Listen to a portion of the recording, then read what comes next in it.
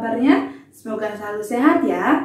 Nah, pada kesempatan kali ini kalian akan belajar mengenai matematika. Minggu lalu kalian sudah belajar dengan Bu Guru Foni. Nah, pada hari ini pelajaran matematika akan dipandu oleh Miss Satya sendiri. Nah, minggu lalu kalian sudah belajar mengenai pengenalan bilangan bulat positif dan negatif.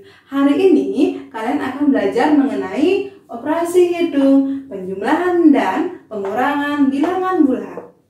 Nah, tolong diperhatikan ya. Oke, baiklah, Bu Guru akan lanjutkan. Nah, pada kesempatan kali ini kita akan membahas mengenai penjumlahan dan pengurangan. Pertama-tama, Miss Satya akan bahas mengenai penjumlahan. Nah, di sini Bu Guru punya dua cara. Cara pertama dan cara kedua akan Bu Guru jelaskan masing-masing. Nah, misalkan pada saat mengerjakan soal atau apapun, kalian mempunyai cara tersendiri atau cara masing-masing. Yang benar, boleh kalian gunakan cara tersebut, tidak harus menggunakan cara yang Miss Satya berikan. Ya. Oke, pertama-tama kita bahas di sini ada soal 6 ditambah negatif 8. Nah, untuk cara yang pertama, jika, Bu Guru anggap ya, jika suatu angka memiliki nilai positif, maka angka tersebut dianggap uang yang dimiliki. Kalau ada positif, Bu Guru anggap uang. Nah, jika ada angka yang memiliki nilai negatif, itu Bu Guru anggap hutang. Jika positif, Bu Guru anggap uang yang dimiliki. Sedangkan negatif ini Bu Guru anggap hutang.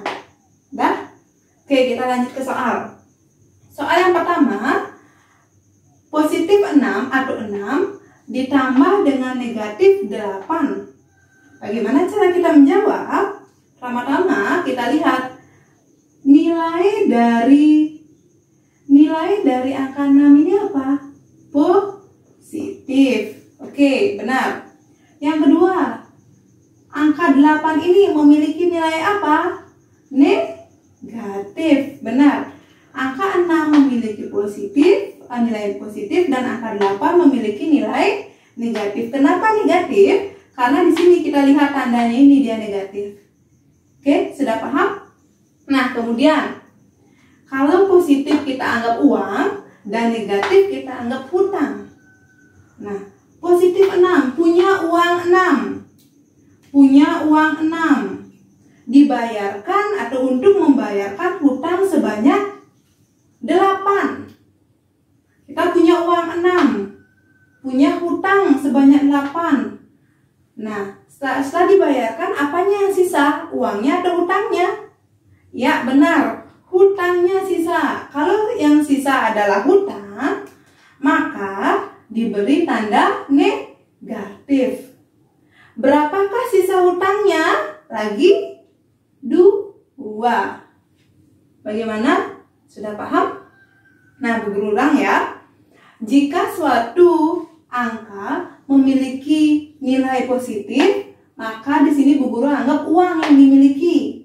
Jika angkanya negatif, maka itu Bu Guru anggap hutang. Nah, itu soal yang ini. 6 bernilai positif karena tidak ada nilai di depannya. Nah, sedangkan 8 Bu Guru anggap negatif karena ada nih negatifnya. Nah, punya uang 6 untuk membayarkan hutangnya sebanyak 8. Apanya yang sisa sekarang setelah dibayarkan? Hutangnya sisa. Kalau hutang, kita beri tanda negatif. Sudah, berapakah sisa hutangnya? Lagi 2. Inilah jawabannya, negatif 2. Bagaimana, paham? Nah, kita lanjut ke soal nomor 2. Nah, di sini Bu Guru punya soal 4 ditambah negatif 2, misalkan. Nah, 4 ini memiliki nilai positif, benar. 2 memiliki nilai negatif. Sudah? Jika positif ini kita anggap uang yang dimiliki dan negatif ini kita anggap hutang.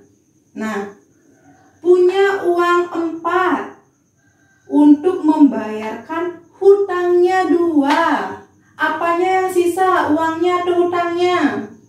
Ya, benar, uangnya. Kalau yang sisa uangnya, maka tandanya adalah positif atau tidak dibuatkan. Berapakah sisa uangnya?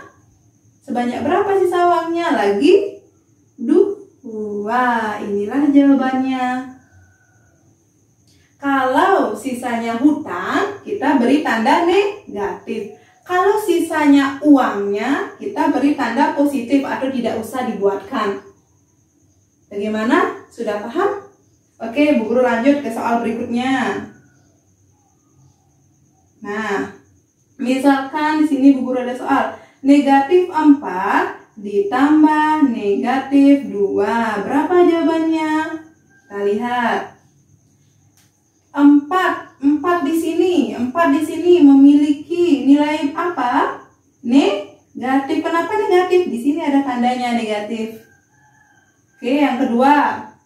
2 ini memiliki nilai apa? Negatif. Sudah paham? Nah, di sini negatif kita anggap apa tadi? Hutang. Yang ini kita anggap apa? Negatif? Hutang.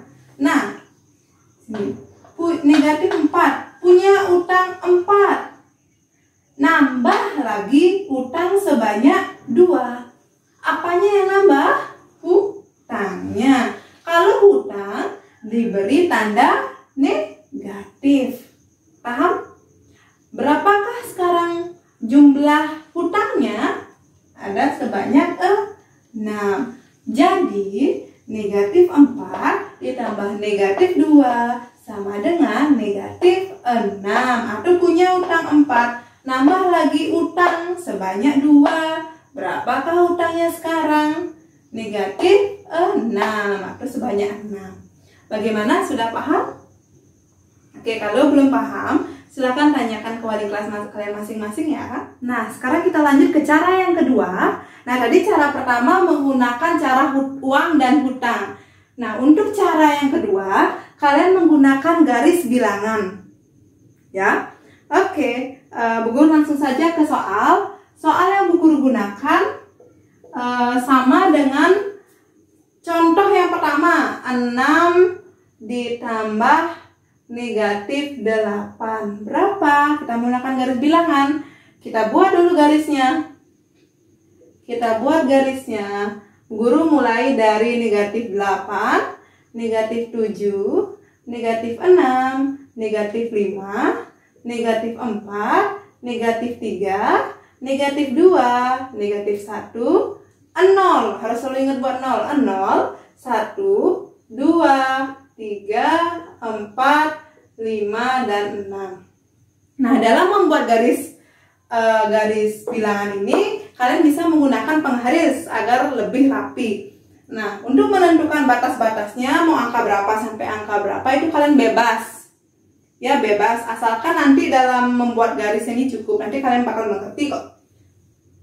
Sesuai urutan ya, min 8, min 7, min 6, min 5, min 4, min 3, min 2, min 1, dan seterusnya. Dari urutan yang paling kecil ke paling besar. Nah, langkah pertama yang kalian lakukan dalam menjawab ini, kalian harus ingat di sini punya garis bilangan. Jika suatu angka memiliki nilai positif, maka garisnya akan ke arah kanan. Jika suatu angka atau bilangan memiliki nilai negatif, maka arah garisnya akan ke arah kiri. Jika positif, dia ke arah kanan, dan negatif ke arah kiri. Itu harus diingat. Oke. Pertama, 6 ditambah negatif 8. Nah, 6 ini memiliki nilai apa? Positif. Dan 8 memiliki nilai apa? Tadi negatif. Bagus. Nah, guru akan bahas. Kita selalu mulai dari titik 0. Kita buat garis 0. Kita selalu mulai 0. Nah, pertama angka 6. 6 nilainya positif. Berarti dia ke arah 6 ke arah kanan, benar. Kanan, ke kanan 6. 1, 2, 3, 4, 5, 6. Sampai di sini dia. Nah, sekarang kalian tarik garis dari 0 ke angka 6. Set, set. Sini kita buat positif 6. Dah? Sampai sini paham? Nah, titik terakhirnya di sini nih. Kita terakhir diam di angka 6. Nah, sekarang lihat angka yang kedua, negatif 8. 8 ini memiliki tanda negatif. Maka 8 ini akan bergerak ke arah kiri. Kenapa kiri? Karena tandanya negatif. Sebanyak berapa ke kiri? Sebanyak 8. Nah, dari sini dari terakhir 1, 2 ke kiri ya. 1, 2, 3, 4, 5, 6, 7, 8. Terakhir di angka negatif 2. Kita buat garis. Set, set, set, set, set.